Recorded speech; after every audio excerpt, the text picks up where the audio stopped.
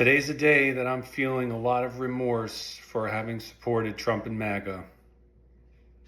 Hey everybody, Rich here, Leaving MAGA at leavingmaga.org. Let me preface by saying that I am not making this video to elicit any sympathy or any pity from anyone, but it's just, it's one of these days that it's a stark reminder to me about the remorse, regret, and some of the guilt that I feel over having supported Trump and MAGA, not just as a mere voter, but someone who was an activist, who was a pundit, who worked on the Trump campaign, who donated to the Trump campaign, someone who was an unapologetic and public Trump and MAGA supporter as I was. And as the president threatens war crimes and probably nuclear war, it's just a reminder for me that I made a mistake, and I would ask all of you out there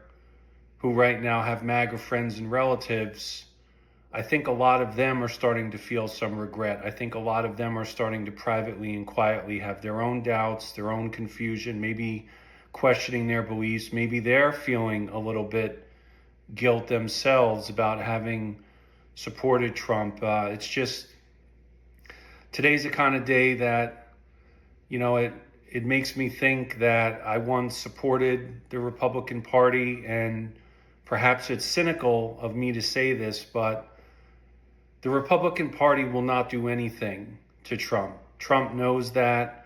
When I was in MAGA, it was a fantasy of ours to kill off the GOP and remake it and transform it into a MAGA party. And I think if it means holding on the power, the Republican Party would let the country burn down to the ground and rule over its ashes. And I don't think that would be too steep a price to pay in the minds of the Republican Party. So this is how it went. No, you can't stay there, and I'm sure you will find. Very happy and excited that Trump won. As far as financially, obviously nothing's really changed. We're still under the Biden administration, but I know that it is coming, And this is how it's going. so I admit I regret my vote for Donald Trump.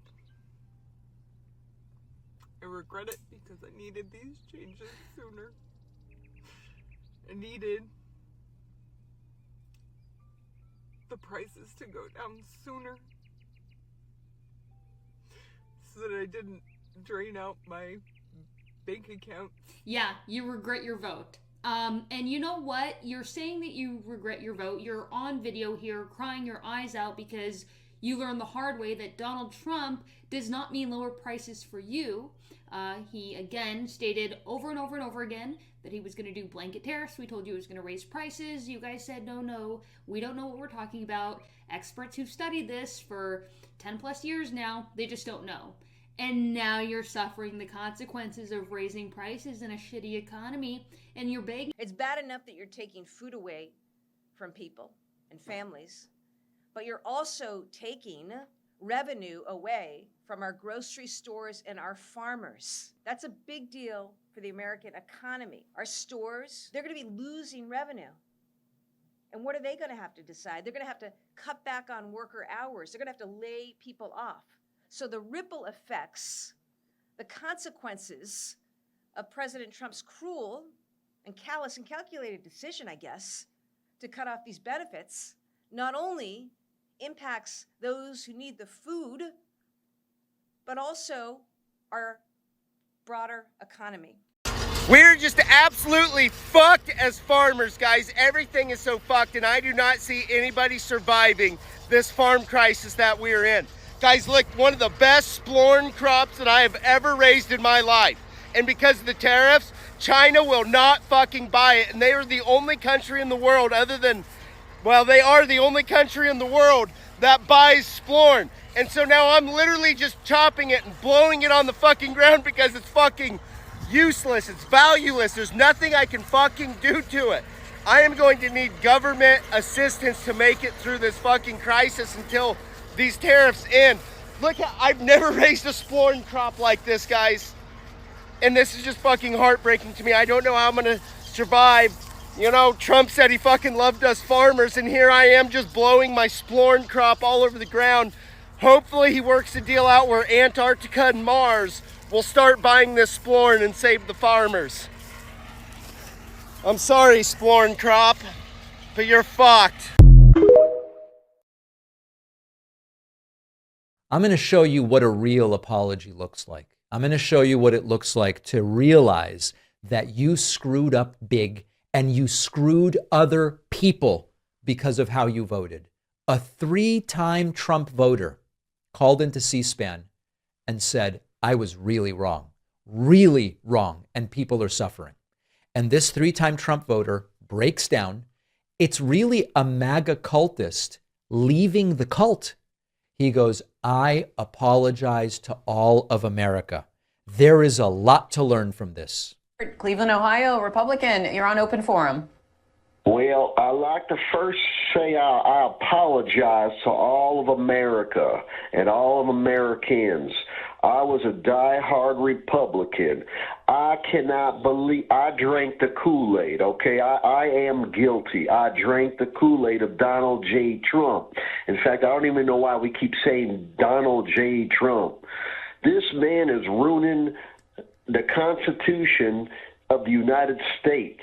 What's going on in these southern states, Louisiana and Virginia, South Carolina, Georgia, Alabama, they're taking away the vote from the black man, the fight from the black people that are part of our country. They're stealing their vote. They're making it null and mean nothing. And we need to, I don't know what we need to do, but I'm not going to vote for Donald Trump. I know that this country, if you see all the corruption, the billions of dollars that the Trump family is grabbing, and he says it's never about the money. It's all about the money, the lies that come out of this man's mouth. Everything he says is not true is exactly what is true. I don't know what needs to be done, but the Democrats need to grab the helm and lead the people what we need to do. They are overwhelming the system of democracy. He wants the Strait of Hormuz open. Guess what? Before he went there, it was open, and the gas prices were beautiful. I mean, everything. All right, listen, I think you get it. I think this is a lot more than just one guy apologizing. It, of course, matters that this guy regrets voting for Trump. Cool. Step 1. Step 2, he's publicly admitting it. That's good. Number 3, he's actually apologizing and not one of these, I apologize if anyone was offended. I apologize. That alone is a level of self-awareness and humility that is pretty rare in American politics, and especially when things are as polarized as they are today. For every Republican voter willing to say stuff like this publicly, there are hundreds or thousands quietly thinking the exact same thing privately. Looking at these clips, we are seeing a massive shift in what used to be the most solid voting bloc in the country. It's one thing to hear about trade wars on it, but it's another thing to see farmers admit they have lost tens of thousands of dollars because of the very person they checked the box for. What really sticks with me from these videos isn't just the personal debt, it's the ripple effect. When we talk about SNAP foods or agricultural crisis in Texas, we are talking about the collapse of the local economies. If the farmers can't sell, the grocery stores loses revenue, and the families who rely on food assistance pay the ultimate price. There's a real sense of betrayal here because these are honest men who thought they were voting for a partner in Washington, only to find themselves seeking help from the GOP. For crisis, they feel the administration capable. As we saw in the last clip, the bad orange man narrative isn't just a meme anymore for the oral communities.